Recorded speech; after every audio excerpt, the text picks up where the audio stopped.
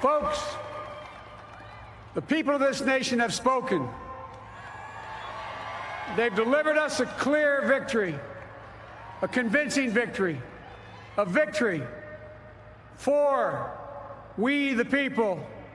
We've won with the most votes ever cast on a presidential ticket in the history of the nation. 74 million.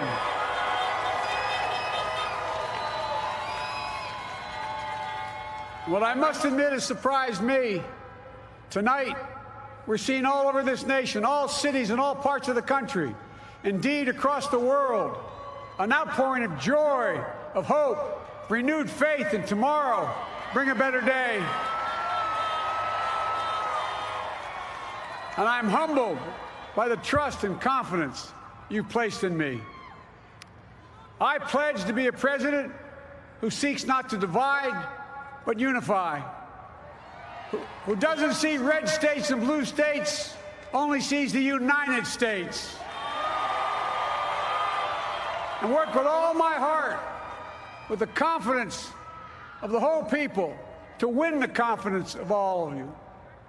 And for that is what America, I believe, is about. It's about people.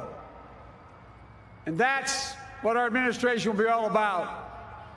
I sought this office to restore the soul of America, to rebuild the backbone of this nation, the middle class, and to make America respected around the world again, and to unite us here at home. It's the honor of my lifetime that so many millions of Americans have voted for that vision. And now, the work of making that vision is real. It's a task, the task of our time. Folks, as I said many times before, I'm Jill's husband. And I would not be here without her love and tireless support of Jill and my son, Hunter, and Ashley, my daughter, and all our grandchildren, and their spouses, and all our family. They're my heart. Jill's a mom, a military mom, an educator. And she has dedicated her life to education. But teaching isn't just what she does, it's who she is. For American educators, this is a great day for y'all. You're going to have one of your own in the White House. And Jill's going to make a great First Lady. I'm so proud of her.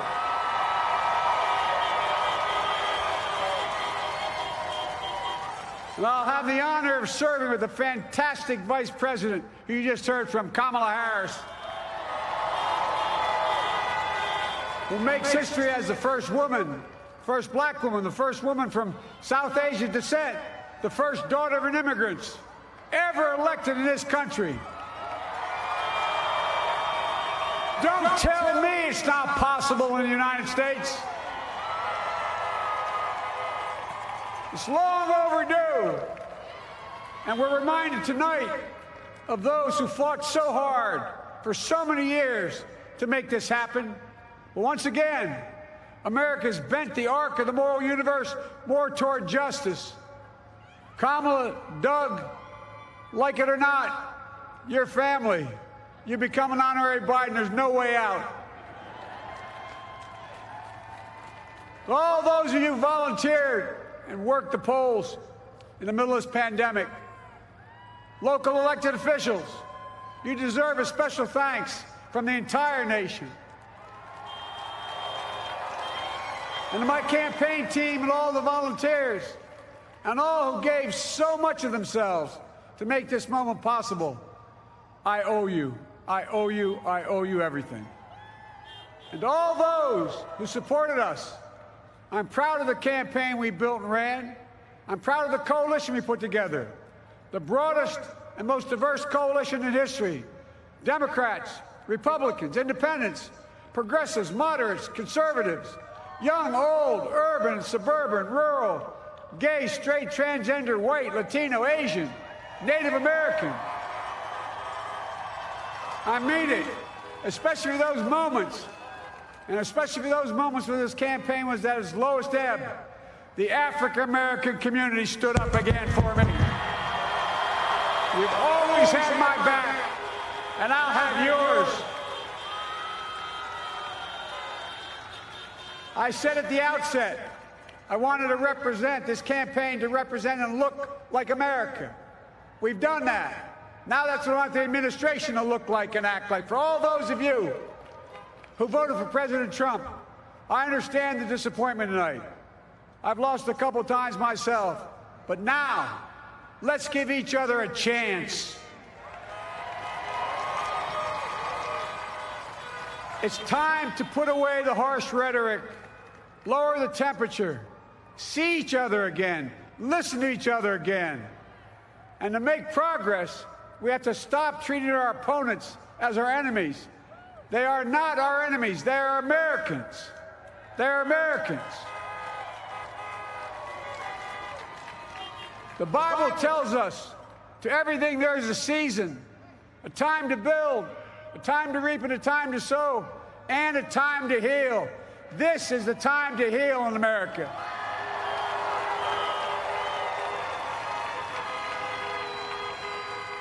Now this campaign is over. What is the will of the people? What is our mandate? I believe it's this. Americans have called upon us to marshal the forces of decency, the forces of fairness, to marshal the forces of science and the forces of hope in the great battles of our time. The battle to control the virus, the battle to build prosperity, the battle to secure your family's health care, the battle to achieve racial justice and root out systemic racism in this country, and the battle to save our planet by getting climate under control, the battle to restore decency, defend democracy, and give everybody in this country a fair shot. That's all they're asking for, a fair shot. Folks, our work begins with getting COVID under control.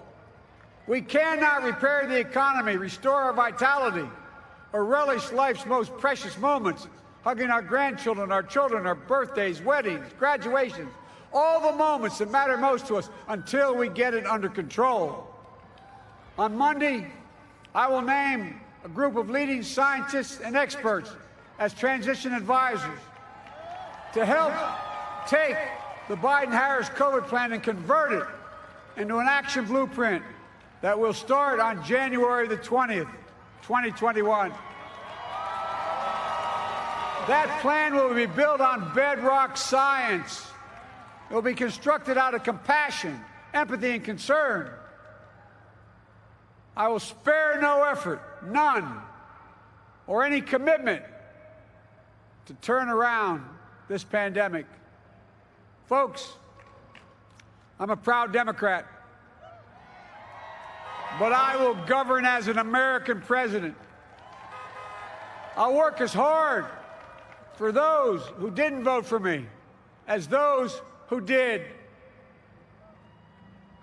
Let this grim era of demonization in America begin to end here and now.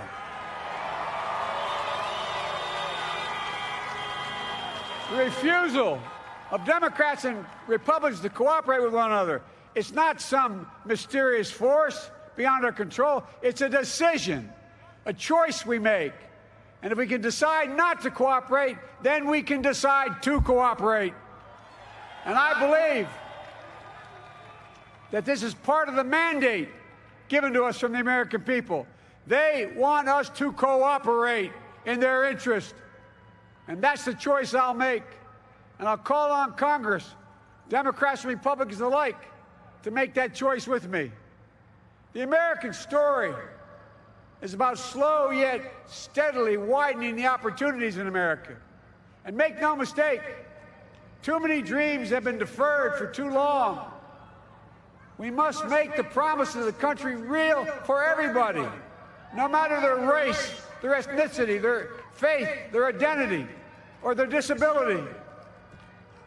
Folks, America has always been shaped by inflection points, by moments in time where we've made hard decisions about who we are and what we want to be. Lincoln in 1860, coming to save the Union. FDR in 1932, promising a beleaguered country a New Deal. JFK in 1960, pledging a new frontier. And 12 years ago, when Barack Obama made history, he told us, yes, we can. Well, folks, we stand at an inflection point. We have an opportunity to defeat despair, to build a nation of prosperity and purpose. We can do it. I know we can. I've long talked about the battle for the soul of America. We must restore the soul of America. Our nation is shaped by the constant battle between our better angels and our darkest impulses.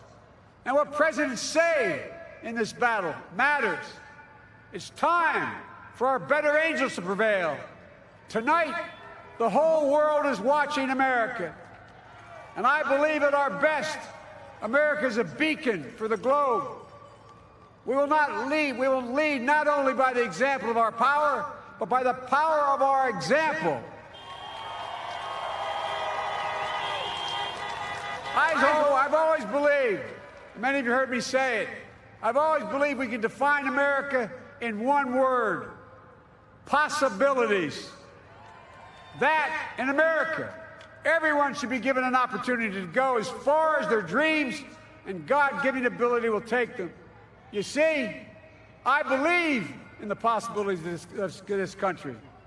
We're always looking ahead to an America that's freer and more just, ahead to an America that creates jobs with dignity and respect, ahead of America that cures diseases like cancer and Alzheimer's, ahead to an America that never leaves anyone behind, ahead of America that never gives up, never gives in. This is a great nation. It's always been a bad bet to bet against America. We're a good people. This is the United States of America, and there's never been anything we've been not able to do when we've done it together. Folks, in the last days of the campaign, I began thinking about a hymn that means a lot to me and my family, particularly my deceased son, Bo. It captures the faith that sustains me and which I believe sustains America. And I hope it can provide some comfort and solace to 230,000 Americans who've lost a loved one to this terrible virus this year. My heart goes out to each and every one of you. Hopefully this hymn gives you solace as well. And it goes like this: and he will raise you up on eagle's wings, bear you on the breath of dawn, and make you to shine like the sun, and hold you in the palm of his hand. And now together, on eagle's wings, we embark on the work that God and history have called upon us to do, with full hearts and steady hands, with faith in America and in each other, with love of country, a thirst for justice. Let us be the nation that we know we can be, a nation united, a nation strengthened, a nation healed. The United States of America, ladies and gentlemen, there's never been anything we've tried we've not been able to do. So remember, as our grandpapa used to say when I walked out of his home when I was a kid up in Scranton, he said, "Joey, keep the faith." And our grandmother, when she was alive, she yelled, "No, Joey, spread it. Spread the faith." God love you all. May God bless America, and may God protect our troops. Thank you, thank you, thank you.